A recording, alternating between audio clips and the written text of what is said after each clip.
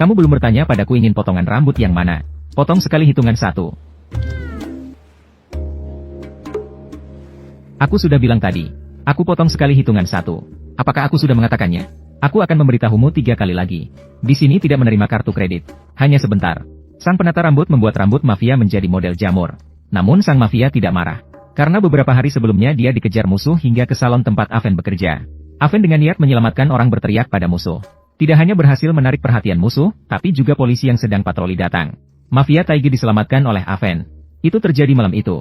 Taige menanam benih cinta pada Aven. Maka beberapa hari kemudian, Taige datang untuk berterima kasih pada Aven. Dia datang lagi dengan anak buahnya dan buah-buahan ke salon tempat Aven bekerja.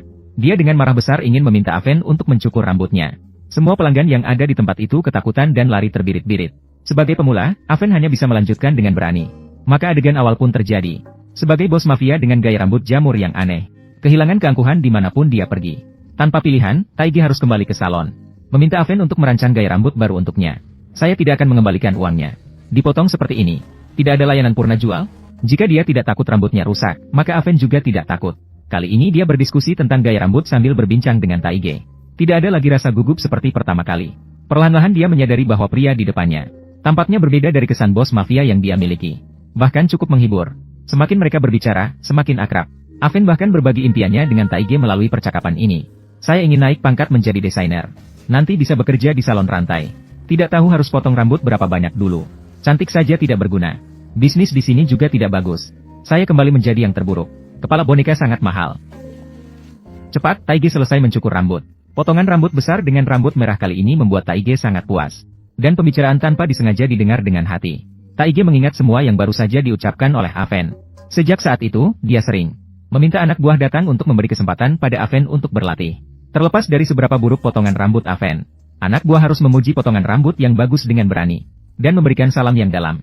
Secara perlahan, bisnis salon semakin meningkat. Pemilik salon dengan wajar mempromosikan dan memberikan kenaikan gaji kepada Aven. Saat Taige makan malam, dia kebetulan melihat Aven pulang kerja. Anak buah segera menyapa Aven untuk duduk bersama. Dia bahkan rela mengajarkan cara merayu kepada Taige. Hei, kenapa kamu tidak mau potong rambutku? Begini begitu. Bagaimana caranya? Begini lebih baik. Matamu. Biasanya tidak terlalu patuh pada ajaran Taige. Dia tidak rela memotong gaya rambut yang begitu jelek dengan hati nurani. Namun melihat Taige semakin hari semakin jatuh cinta pada Aven. Namun tidak pernah menemukan kesempatan untuk mengungkapkan perasaannya. Dia bahkan rela mengajarkan cara merayu wanita kepada Taige. Kamu mengajak Aven makan malam? Jangan pura-pura kaya. Kita harus pergi ke tempat yang sedikit lebih berkelas. Jangan bicara apapun saat makan. Matamu. Jangan melihat kecuali matanya. Mendengar satu kata dari Anda, lebih baik daripada membaca 10 tahun buku. Jadi keesokan harinya dia datang lagi mencari Aven untuk mencuci rambut. Taige mengumpulkan keberanian untuk mengajak Aven menonton pertandingan bisbol malam itu. Kemudian pergi ke rumahnya untuk menyiram bunga-bunga. Aven sangat senang dengan hal ini. Karena sejak awal dia sangat menyukai bisbol. Dan dalam pertandingan ini ada seorang pemain bisbol yang sangat tampan. Awalnya dia pikir semuanya akan baik-baik saja. Namun kata-kata selanjutnya dari Aven. Namun, hal itu membuat hati Taige hancur. Maaf, hari ini saya harus bekerja bersama pacar saya. Saya harus bekerja bersama pacar saya. Kejadian yang tak terduga. Tidak lama kemudian, bisnis milik Taige mengalami masalah. Anak buahnya menangkap salah satu yang membuat keributan. Dan ternyata itu adalah pacar kecil Aven. Barulah saat itu Taige menyadari bahwa Aven telah ditipu. Si pemuda itu hanya berfoya-foya sepanjang hari. Bagaimana mungkin dia serius dengan Aven? Jelas-jelas hanya main-main saja. Awalnya Taige berpikir untuk tidak mempermasalahkan anak kecil. Jadi dia membiarkannya begitu saja. Namun sampai Ahlong mengingatkannya. Kuda. Rambut pria itu bukan dipotong oleh Aven. Rambut, kuda. Setelah mendengar itu, Taige kembali ke tempat dia baru saja membiarkan anak itu. Dan memberinya pukulan lagi. Barulah akhirnya dia melepaskan kemarahan di hatinya. Sejak kejadian ini, Aven jadi patah hati. Dia menangis dengan air mata seperti mutiara. Karena sangat sedih, dia bahkan tidak pergi ke sekolah. Taige tidak bisa menemukannya, jadi dia hanya bisa pergi ke rumahnya. Hanya saja kali ini Taige mengenakan jas dan dasi. Sepertinya tidak hanya sekadar melihat Aven. Ibu di toko mengatakan bahwa kamu patah hati. Saya datang untuk melamar. Mendengar bahwa Taige datang untuk melamar, Ibunda Aven segera bertanya kepada Taige apa pekerjaannya. Pada saat itu, tatapan ayahnya juga menjadi tajam. Menjadi saudara. Dunia kriminal. Adik menunjukkan ketidaksetujuan yang kuat terhadap ini. Menurutnya, orang dalam dunia kriminal tidak ada yang baik. Jadi dia terus-menerus mengganggu Taige. Maaf, Bibi ingin bertanya, Taige. Apakah kamu pernah membunuh seseorang? Belum minggu ini. Akhirnya setelah melalui serangkaian pertimbangan, ibu akhirnya setuju dengan hubungan ini. Karena menurutnya menjadi bos dalam dunia kriminal itu keren. Sebenarnya itu cukup mengesankan. Seharusnya bisa menghasilkan banyak uang. Jadi sejak hari itu, mereka resmi menjalin hubungan asmara. Mereka bermain game bersama. Mereka mencuci rambut bersama. Mereka bermain baseball bersama. Bahkan mereka melakukannya di rumah. Siapa yang masuk ke rumah orang dan langsung bicara tentang berhubungan intim? Aduh, hari itu, Taige memberikan kejutan kepada Aven. Dia membawanya untuk menonton pertandingan baseball pemain bintang favoritnya. Namun tak disangka, saat hendak masuk ke arena, anak buahnya langsung terlibat konflik kata-kata dengan penggemar tim lain. Mereka saling tidak mengalahkan satu sama lain. Bahkan mulai mengutuk geng yang seharusnya tidak diizinkan masuk ke lapangan. Tanpa pilihan, Taige hanya bisa pergi dengan Aven dengan kecewa. Namun, Aven tidak pernah menyangka. Keesokan harinya, Taige malah mengajak atlet favoritnya. Langsung mengajaknya ke klub malam. Dia berharap Aven akan senang melihat situasi ini. Namun, setelah melihat idola dengan penampilan seperti badut, Aven sama sekali tidak senang. Ini sepertinya tidak sesuai dengan bayangannya tentang idola. Tidak hanya tidak berperilaku sebagai seorang pria sopan, malah bergaul dengan anggota geng. Setelah melihat idola memberikan bola bisbol bertanda tangan, Aven tidak bisa menahan diri lagi dan mulai mengutuk. Karena orang-orang seperti kalian, bisbol profesional tidak diminati. Aku sudah lupa. Aku sangat membenci orang-orang seperti kalian. Lebih baik kalian bertaruh sampai mati. Jangan merusak bisbol, ya. Saudara Tai sudah mengenal saya sejak lama. Dan kamu sungguh menyesal. Setelah berkata begitu, Aven langsung pergi. Taika merasa bingung dalam hatinya. Namun setelah sadar, dia tetap mengambil payung dan mengejarnya. Dia tidak tahu apa yang salah dilakukannya. Ah, pulanglah, mereka juga ingin membuatmu bahagia. Lupakanlah, kamu ini preman. Semua orang takut padamu. Aku juga sangat takut. Bagaimana ini? Pulanglah. Tidak pulang akan membuatmu malukan. Pukul aku, pukullah, beberapa detik.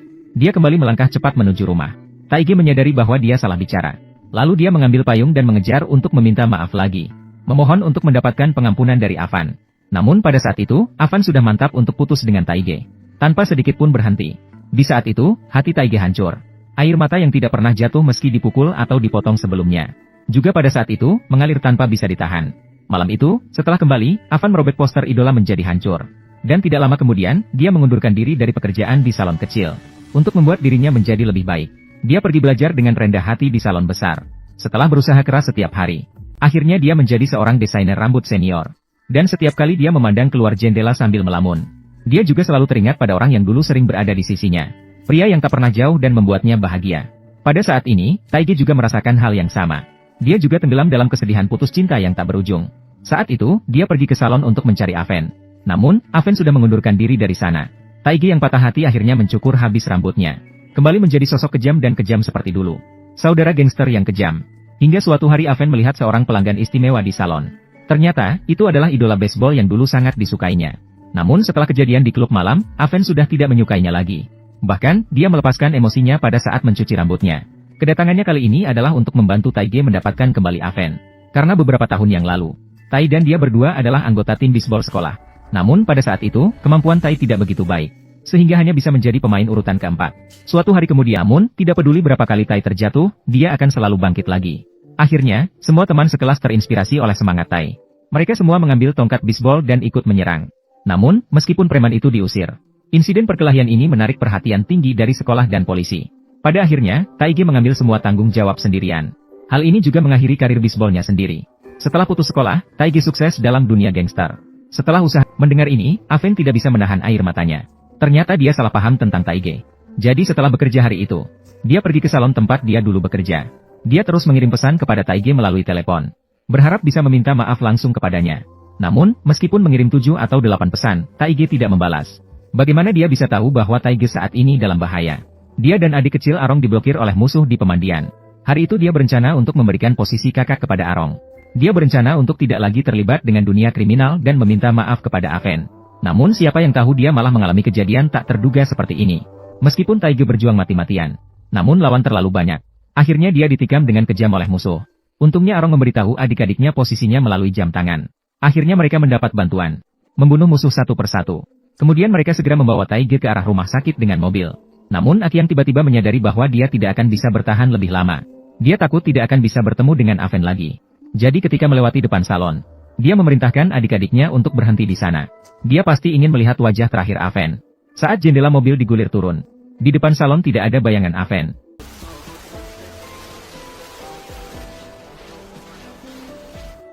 Aku tidak akan menjadi kakak lagi.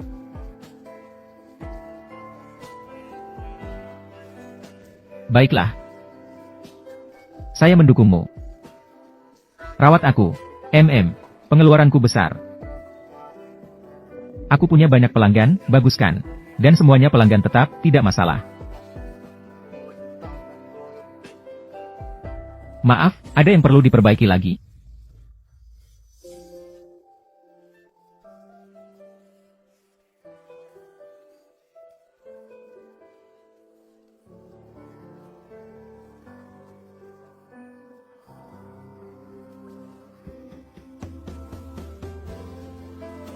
Seribu 1111.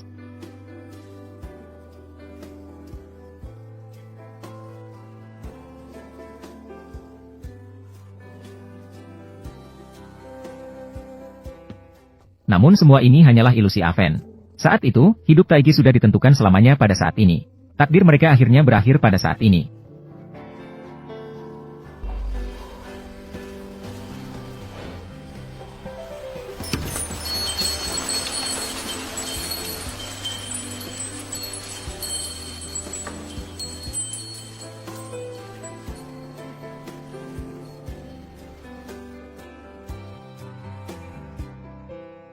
Perhatian. Oke broku, dukung terus channel ini biar semakin maju. Jangan lupa tekan subscribe, like, share, dan komen. Terima kasih. Semoga terhibur. Assalamualaikum WB.